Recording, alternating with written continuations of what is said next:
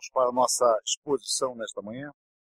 Eu quero ler com vocês dois textos da Palavra de Deus. O primeiro é aquele que nós vemos expondo, Efésios capítulo 1, a partir do verso 15.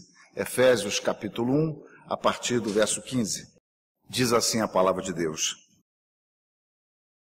Por isso também eu, tendo ouvido a fé que há entre vós no Senhor Jesus e o amor para com todos os santos, não cesso de dar graças por vós, fazendo menção de vós nas minhas orações, para que o Deus de nosso Senhor Jesus Cristo, o Pai da glória, vos conceda espírito de sabedoria e de revelação no pleno conhecimento dele, iluminados os olhos do vosso coração, para saberdes qual é a esperança do seu chamamento, qual a riqueza da glória da sua herança nos santos, e qual a suprema grandeza do seu poder para com os que cremos, segundo a eficácia da força do seu poder, o qual exerceu ele em Cristo, ressuscitando-o dentre os mortos, fazendo sentar à sua direita nos lugares celestiais, acima de todo principado e potestade, poder e domínio, e de todo nome que se possa referir, não só no presente século,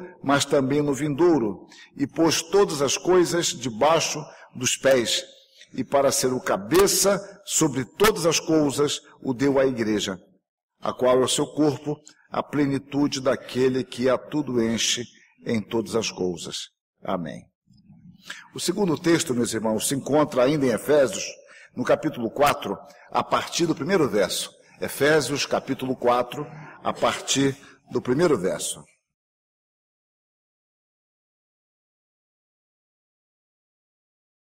Diz assim a palavra de Deus. Rogo-vos, pois eu, o prisioneiro no Senhor, que andeis de modo digno da vocação a que fostes chamados, com toda humildade e mansidão, com longanimidade, suportando-vos uns aos outros em amor, esforçando-vos diligentemente por preservar a unidade do Espírito no vínculo da paz. Há somente um corpo e um só Espírito, como também fostes chamados numa só esperança da vossa vocação.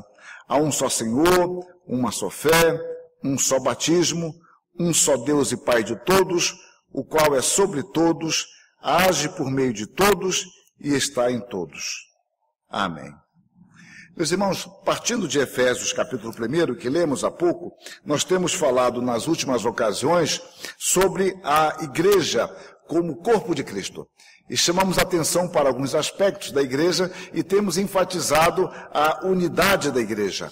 A unidade da igreja se fundamenta no fato de que ela está em Cristo Jesus. Mas nós, primeiramente, analisamos aspectos negativos. É uma forma de aproximação de um assunto, é você começar dizendo o que ele não é. Então falamos que a unidade da igreja, ela não é uma unidade artificial. E numa sociedade em que nós prezamos muito o artifício, aquilo que é externo, nós às vezes chamamos atenção para algo grandioso, mas que não reflete a realidade, é apenas um teatro. Então, durante algum período da história, de modo especial no século XX, já no final do século XIX, e muito fortemente no século XX, e no Brasil nos anos 60, 70, dava-se muita ênfase ao ecumenismo, como se fosse possível nós termos uma só igreja cristã, ou toda ela supostamente unida, sendo que há diferenças fundamentais entre nós. Mas, na realidade, pregava-se sempre de forma artificial, porque nada mais era do que submeter a igreja cristã, ou a igreja protestante, ao Papa. No fundo, não era mais do que isso.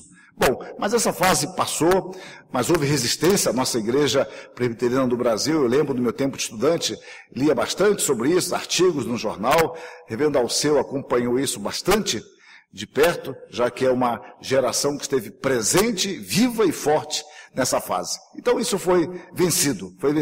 Bom, mas agora, o que a Bíblia nos ensina sobre unidade? Eu quero continuar falando sobre isso e à noite detalhar um pouco mais. E hoje pela manhã eu chamo a atenção, brevemente, para o fato de que a Trindade é o fundamento da unidade da igreja. A unidade da igreja tem como pressuposição a fé no Pai, no Filho e no Espírito Santo. Deus é um Deus essencialmente relacional. Então, Deus Pai, Deus Filho, Deus Espírito Santo é que se constitui não apenas numa fórmula teológica ou numa formulação teológica, mas numa realidade eterna. O Pai sempre foi Pai, o Filho sempre foi Filho e o Espírito Santo sempre foi o Espírito Santo. E eles se relacionam eternamente entre si. E o Deus que cria o homem se relaciona com o homem. E o Deus que cria o homem depois diz, não é bom que o homem esteja só, para que agora o homem e mulher se completem. Estabeleça assim uma relação familiar. Hoje, quando comemoramos, por exemplo, o Dia das Mães, nós estamos vendo uma questão extremamente relacional da família, e Deus nos criou como família. A igreja é chamada por Paulo, aqui na carta aos Efésios, no capítulo 2, de família da fé. Então, a fundamentação da unidade da igreja está na fé, na Trindade, e um compromisso de obediência a este Deus triuno. Então, sem esta fé comprometida com a Trindade, nós podemos ter uma visão apenas de uma harmonia, de unidade, de uma co-beligerância, ou seja, trabalhar junto em prol de uma causa, e não há nenhum mal nisso, pelo contrário, mas não a ideia de unidade cristã, a unidade que procede de Deus. A oração que Jesus Cristo faz em João 17, por exemplo, em favor da unidade, não é apenas um artifício retórico. Ele ora pedindo ao Pai que preserve essa unidade, assim como ele é uno com o Pai, ou seja, o modelo está sempre na Trindade. E mais, o apóstolo Paulo vai argumentar que a nossa unidade baseia-se na seguinte questão: nós temos um só Pai. Nós temos um só Salvador, que é Jesus Cristo. E nós fomos chamados no mesmo Espírito. Observem que a unidade da Trindade, que perpassa a igreja, também se projeta no lar. Este é um argumento importantíssimo para estarmos unidos. Nós fomos gerados pelo mesmo Espírito. Nós estamos unidos a Jesus Cristo. E Deus, meus irmãos, somente Deus pôde tornar possível esta unidade da igreja. A igreja cosmopolita de Roma, uma cidade com tantos imigrantes, com tantos escravos que se convertiam, especulações estatísticas dizem que provavelmente em Roma, no tempo de Paulo, em cada 5 pessoas encontradas pelas ruas, 3 eram escravas, ou seja, é uma cidade cosmopolita e cheia de escravos. E muitos deles estavam na igreja, e muitos deles assumindo a liderança da igreja. E o apóstolo Paulo escreve, assim também nós, conquanto muitos, somos um só corpo em Cristo e membros uns dos outros. No texto em que estamos analisando, Paulo discorrendo sobre a ressurreição de Cristo, ele descreve como a igreja é o corpo de Cristo. E ele nos diz, como lemos há pouco, e pôs todas as coisas debaixo dos pés, e para ser o cabeça sobre todas as coisas, o deu à igreja, a qual é o seu corpo, a plenitude daquele que tudo enche em todas as coisas. Então Jesus Cristo, como fizemos menção em outra ocasião, ele não tem 2 corpos. Só há um cabeça, que é Cristo, e só há um corpo, e esse corpo é a igreja, no qual todos nós fomos unidos. E mais ainda, meus irmãos, todos os benefícios da fé provêm de nossa união com Cristo. Nós começamos a usufruir das bênçãos da salvação a partir da nossa união com Cristo.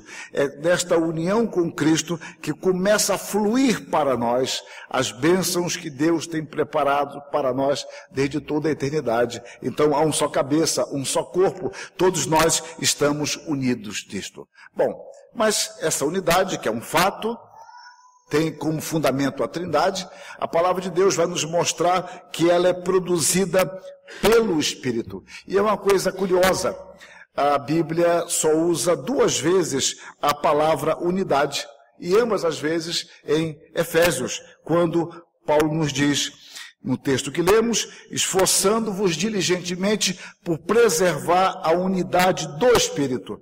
E no mesmo capítulo 4, no verso 13, até que todos cheguemos à unidade da fé no pleno conhecimento. Apenas 2 vezes. Paulo acrescenta desta unidade que ela é a unidade do Espírito. E o recurso que Paulo usa para mostrar isto, que fica claro em nossa língua, é que essa unidade ela é promovida pelo Espírito. É o Espírito quem promove esta unidade, porque a unidade é gerada por Ele. Daí o princípio, meus irmãos, de que quanto mais nós estivermos ligados a Jesus Cristo, nós estaremos ligados ao Pai, e tudo isso pelo Espírito. E essa unidade da igreja é decorrente não de artificialidades, não de propósitos semelhantes. Os propósitos semelhantes poderão vir depois, mas porque nós estamos essencialmente ligados a Cristo. E essa unidade da igreja, ela não exclui a variedade. Eu posso olhar aqui para vocês e ver cores de cabelo diferentes, um pelo tempo, outros pela artificialidade. Posso ver cores diferentes de roupa, diferente, tonalidade diferente, que expressam um gosto. Camisas listradas, cores vivas, como eu gosto, verde, azul, branco, amarelo e assim por diante. A maneira de sentar, de se vestir, de se portar. São pessoas diferentes. Pessoas diferentes, com personalidade diferente, com estilos diferentes, com percepções diferentes, mas todos estamos unidos em Cristo. Isso é maravilhoso, porque apesar de toda a diferença, nós estamos unidos. E esse apesar é apenas uma força argumentativa, porque não há apesar no sentido de sermos diferentes. O Senhor não nos uniformiza. Ele nos atrai para si, nos dando uma nova vida. E assim Ele quebra as barreiras geográficas, culturais, raciais, sociais e de gênero. Tudo isso foi quebrado, porque nós estamos unidos a Jesus Cristo. E esta é a glória da igreja, algo que seria inimaginável de se obter, mesmo externamente, foi realizado pelo Espírito, que procede do Pai e procede do Filho. Há um só Espírito, diz Paulo, há somente um corpo e um Espírito, como também fostes chamados numa só esperança da vocação. Repare a ideia de chamamento. E nós começamos o culto lendo sobre o fato de que somos igreja, a fim de proclamar as virtudes de Deus. Cantamos, ouvi o Salvador dizer, vem descansar em mim. É um só Salvador que nos chama e nos reúne na sua igreja. Quando o apóstolo Paulo fala dos dons espirituais, ele diz, mas um só e o mesmo Espírito realiza todas estas coisas, distribuindo-as como lhe apraz a cada um individualmente. Pois em um só Espírito, todos nós fomos batizados em um corpo, quer judeus, quer gregos, quer escravos, quer livres, e a todos nós foi dado beber de um só Espírito. Observem sempre a ênfase na unidade do Pai, do Filho e do Espírito Santo, daquele que chama a igreja, e aqui Paulo argumenta em prol do Espírito. Mas essa unidade, meus irmãos, ela que é levada a efeito pelo Espírito, ela é em Cristo. Ou seja, Jesus Cristo exerce uma força centrípeta, ou seja, ele atrai a igreja para si. Nós não somos desfigurados ou distantes, nós somos unidos em Cristo Jesus. O Espírito nos conduz, usando uma outra figura de Jesus Cristo, que ele fala da porta das ovelhas, é o Espírito que vai nos conduzir à porta. Ele é a porta, mas nós jamais iríamos a esta porta das ovelhas. Ele nos conduz. A outra figura que eu uso é que Cristo, então, é a força que nos atrai para Ele. Jesus Cristo deu a sua vida para salvar o seu povo e assim unir a sua igreja entre todas as nações. João narra, o apóstolo João narra, que o sumo sacerdote Caifás, ele inconscientemente profetizou a respeito de Jesus Cristo. E o texto diz assim, ora ele, Caifás, não disse isso de si mesmo, mas sendo sumo sacerdote, naquele ano, profetizou que Jesus estava para morrer pela nação, e não somente pela nação, mas também para reunir em um só corpo os filhos de Deus que andam dispersos. Jesus Cristo deu a sua vida para reunir o seu povo. O Espírito produz esta unidade. O Espírito nos aproxima de Jesus Cristo, porque Paulo nos diz que nele nós temos esse vínculo de união. Por isso que onde reina o Espírito, ali haverá uma unidade, e não uma unidade por conveniência social, mas é a unidade por Cristo. O apóstolo Paulo escreve aos Coríntios: fiel é Deus, pelo qual fostes chamados à comunhão de seu Filho Jesus Cristo, nosso Senhor. Fomos chamados à comunhão, à unidade em Cristo. Por isso, meus irmãos, qualquer união em detrimento da pessoa de Cristo como centro e de seus ensinamentos, não é uma legítima união cristã, porque a união cristã é essencial. Bom, dito isso, é preciso que nós vejamos no momento próprio, agora, a nossa responsabilidade, porque até aqui nós estamos tendo ciência de que a unidade da igreja fundamenta-se na Trindade, que nós somos agraciados com isso, nós estamos unidos com Cristo, podemos cantar cada momento me guia o Senhor, unidos com Cristo na morte, na cruz, ouvir o Salvador dizer, nós somos o povo de Deus, e tudo isso é uma verdade bíblica, mas isso nos deixa no conforto verdadeiro, genuíno, de que somos o povo de Deus e que estamos unidos. Porém, o apóstolo Paulo fala que nós devemos nos esforçar por preservar esta unidade. E essa é uma questão que eu quero analisar à noite. Qual é a responsabilidade da igreja? Ou seja, há um fato essencial. Nós estamos unidos a Cristo. A Bíblia não fala para que nós procuremos esta unidade.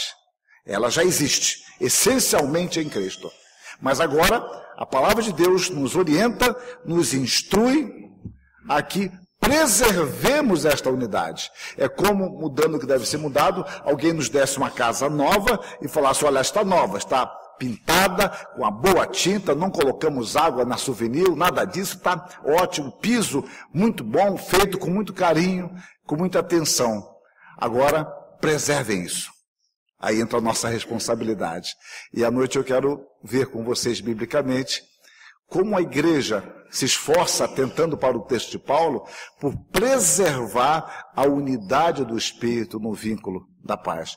Que Deus nos abençoe, que usufruamos deste privilégio de unidade e lutemos por preservá-la, ao que iremos analisar à noite. Que Deus nos abençoe assim. Amém.